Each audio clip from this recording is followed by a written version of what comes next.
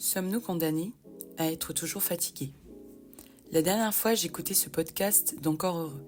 Ce que j'en ai retenu, c'est que le travail nous épuise au point de ne plus nous laisser le temps de nous reposer. Le travail nous a tellement consumés que l'on ressent une culpabilité à ne rien faire. Pendant des années, j'avais des périodes de fatigue inexpliquées. Je me réveillais en bâillant et je me couchais en bâillant.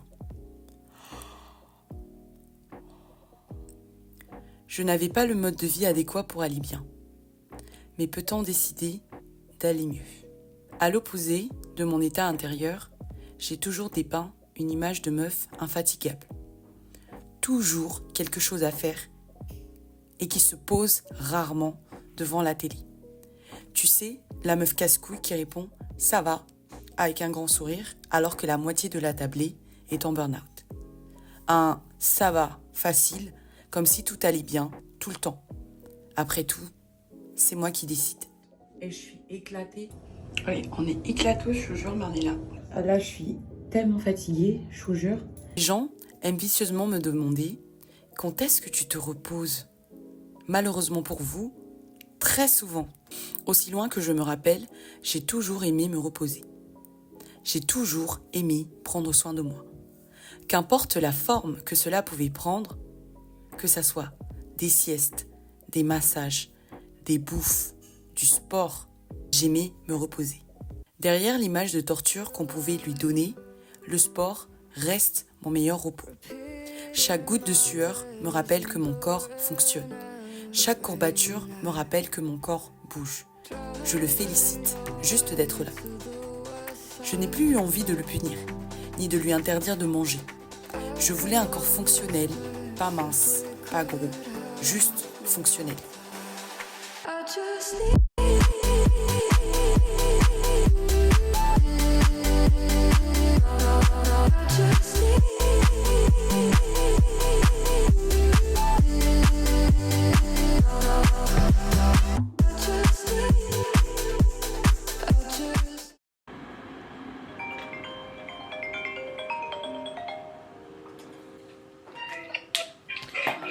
Puntekos, comment ça va?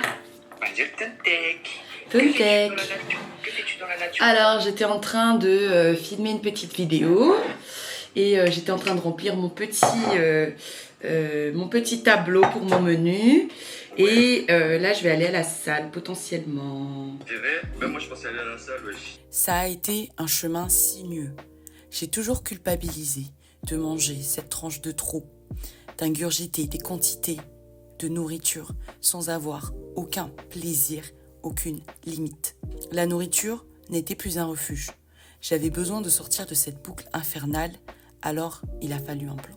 En ce moment, je suis un protocole pour les hormones et tout ce qui est glycémie, thyroïde, etc.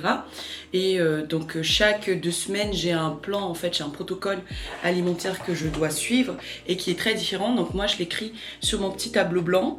Comme ça, en fait, je peux suivre facilement mon menu et que je m'éloigne très peu ou pas du tout justement de ce menu. C'est moi qui décide et ça commence toujours dans la tête. J'avais oublié qu'au-delà du physique, le mental était ex aequo. J'avais beau vouloir ne pas y penser, mais ça me rattrapait. Je restais active pour ne pas tomber dans mes pensées. Je marchais, mais je n'avais pas l'impression d'avancer. Et si ça résonne pour toi, ce contrôle sur notre corps n'est-il pas le poison qui nous empêche de progresser?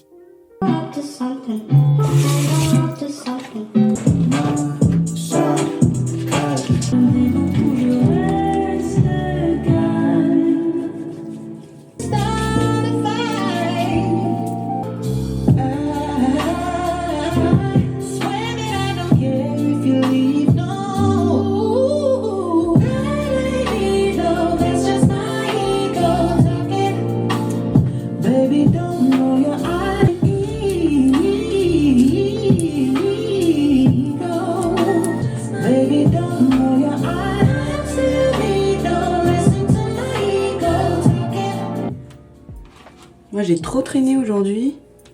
J'étais censée partir depuis des heures, mais j'ai FaceTime avec Lyonnais. Ça a pris son temps, comme d'hab. Fait que parler. J'avais tendance à me comparer. Comment font ces gens pour qui tout a l'air si facile? Cette comparaison pouvait me consumer. Si tu n'y arrives pas, c'est car la moindre difficulté te rappelle tes défaites passées. Si tu n'y arrives pas, c'est car tu te mets la pression de réussir du premier coup. Autour de toi, tu as l'impression qu'on n'a jamais vraiment cru en toi. Mais tu n'as pas besoin de leur encouragement. Tu n'en as jamais eu besoin d'ailleurs. Quand j'ai compris ça, je n'ai plus jamais regardé en arrière.